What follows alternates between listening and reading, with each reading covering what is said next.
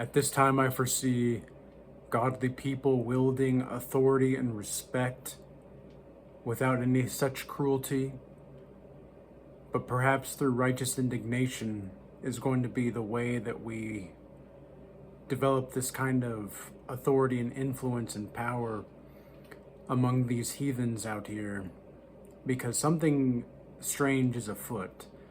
It's been just over a week in the United States here since Trump has been officially elected president-elect.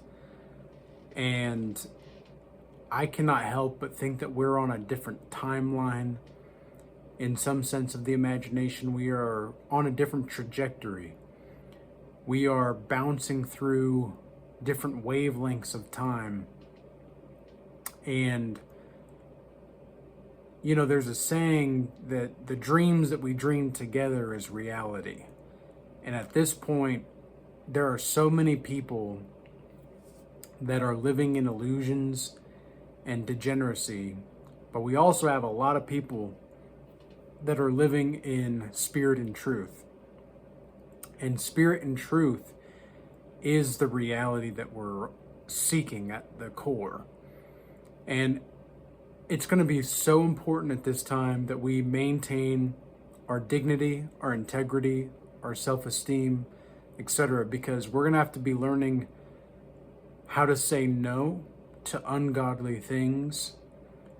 And that's how we will wield this authority and power and respect without any kind of cruelty. It does not mean that we are not capable of dangerous things, but it does mean that we are living more in accordance to God's laws, statutes, and commandments in a way where God is going to be rewarding us. I do believe that a lot of the people that are godly and that are on the right path, the narrow path, we're going to be building momentum like we've never seen before. And I think it's going to be shocking in a good way. But I also think that there's the potential for something shocking for the opposite to go, because the demonic entities and the devil does not want to see goodness thrive. And I can already get the sense that within just the last week, the spiritual attacks have pretty much died down. And for me anyway, and a lot of people that I've talked to, and in our godly community that we have.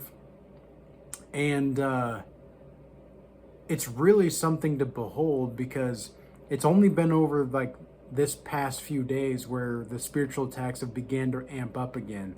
And it's like the devil has rolled up his sleeves, but God has too.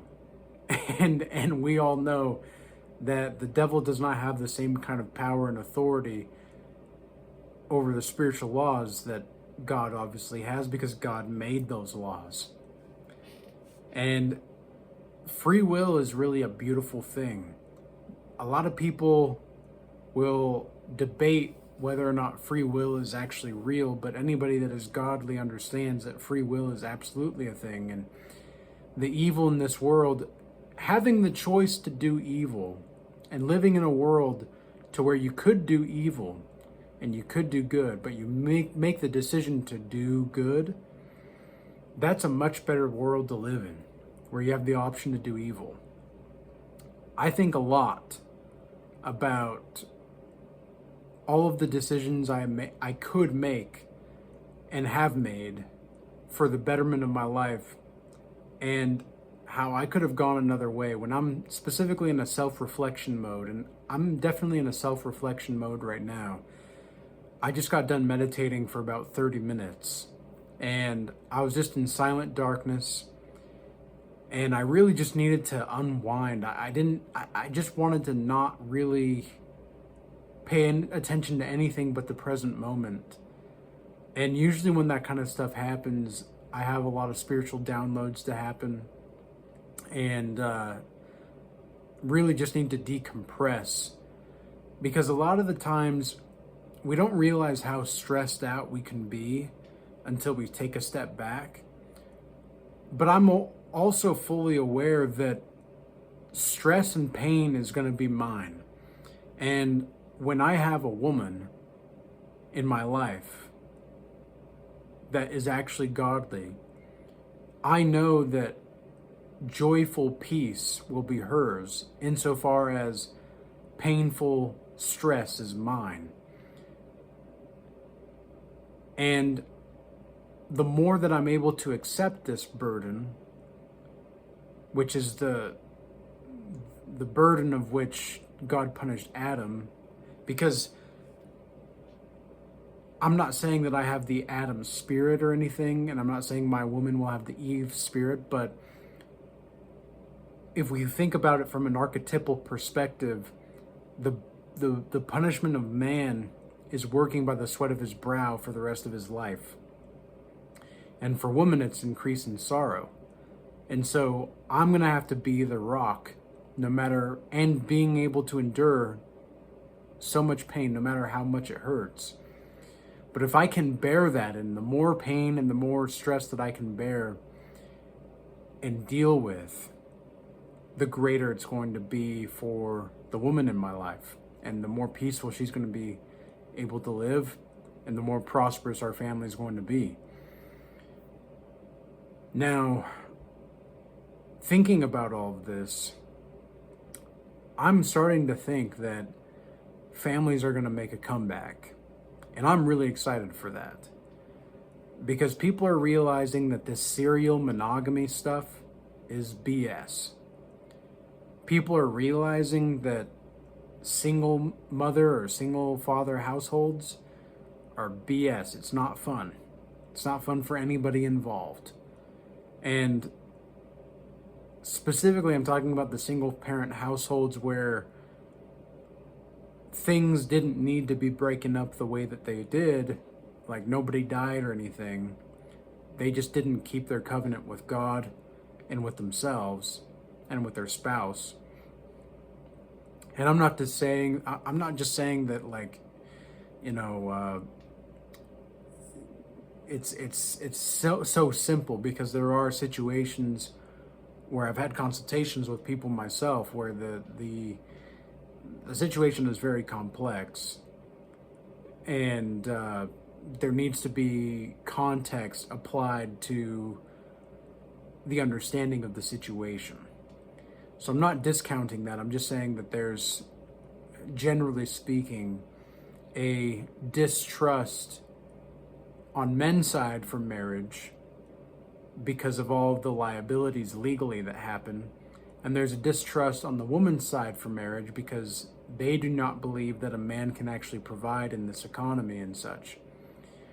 But the good news is, I do think, and praise God for this, is that the younger generation is starting to see something more. They don't really understand it themselves, but they know something's up. They know something's happening. Now, a lot of them are still going to be stuck in the matrix. A lot of these people are still going to be stuck in no man's land. But I have great faith and hope that these people that are awake are going to be leading the charge and are going to be leading the species of humanity to further and greater heights than before. Because ever since it seems like, 2020, things have just gotten worse and worse and worse. But now, over the past week, what's been really strange is I've been uncharacteristically optimistic. I'm still a realist, and I'm still aware of the potential dangers that are going to be happening, but I'm uncharacteristically optimistic for some reason, and I don't really understand why. I don't understand it myself, because I'm still learning just as much as anybody else. God has been humbling me in very many ways recently, specifically with my knowledge to where I see things going. Because for the last, since July of this year, so July, August, September, October, 4 months, I've had war dreams almost every single night. I have about 2 or 3 dreams a night, and I have at least one war dream every night now, up until a week ago. Now, I'm seeing how healing needs to be taken place in the collective consciousness in my dreams. And in my dreams, I'm also seeing visions of women realizing what they've done wrong. Now, there's good to this, but there's also not so good to this. Because the women are now realizing just how much they screwed up, and how are they going to take accountability for it? If they're going to take accountability for it, that remains to be seen.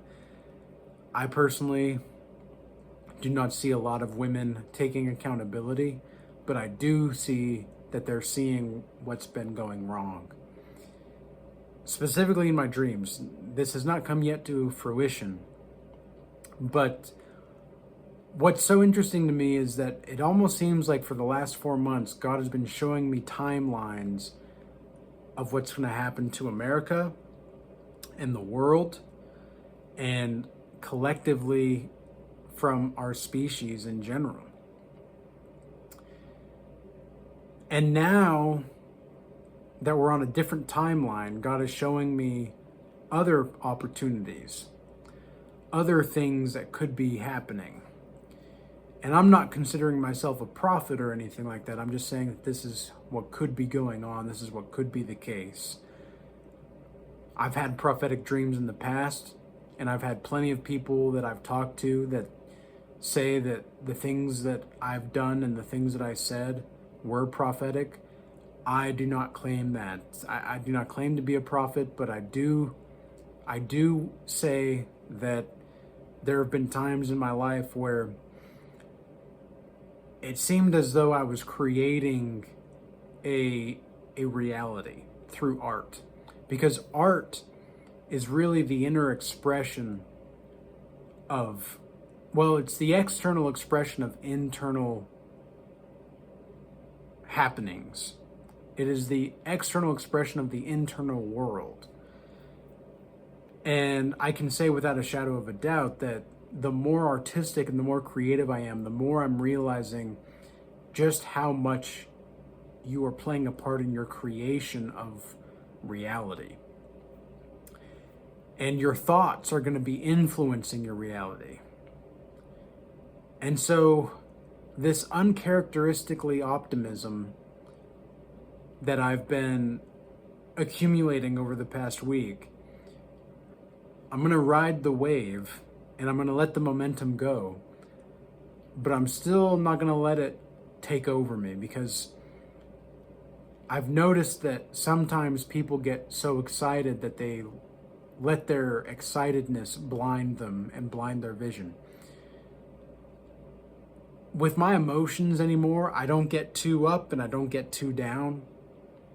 I just kind of meander in the middle there, because I know that I need to stay in control of my emotions, and I know that I need to stay grounded in the fortuity, not the fortuity, is that a word? The fortitude, I would say, that's the right word I was looking for.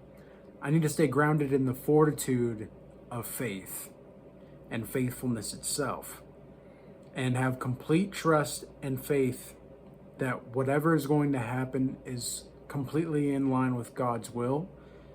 And the best thing that I can possibly do in my life is to spread the messages, to continue to speak the truth into being, and to live as authentic of a life as possible, and continuing to do what it is I'm doing, because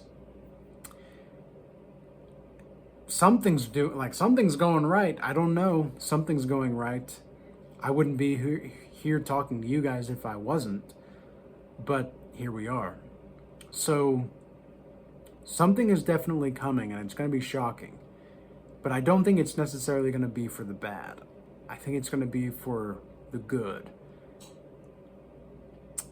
What do you guys think, though? What are your thoughts? Where do you see things going, and how do you see things going?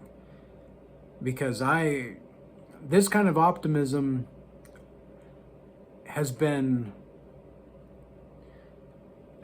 it's almost like, how do I say this? The optimism that I've been feeling has been very foreign to me, because for most of my life, God has given me tough love nonstop. And to have this kind of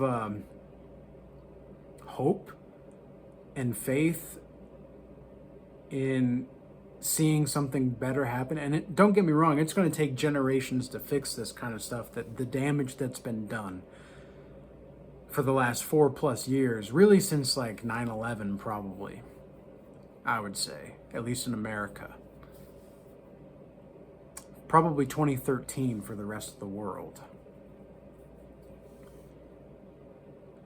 But since that time, we've just seen things going down and downhill.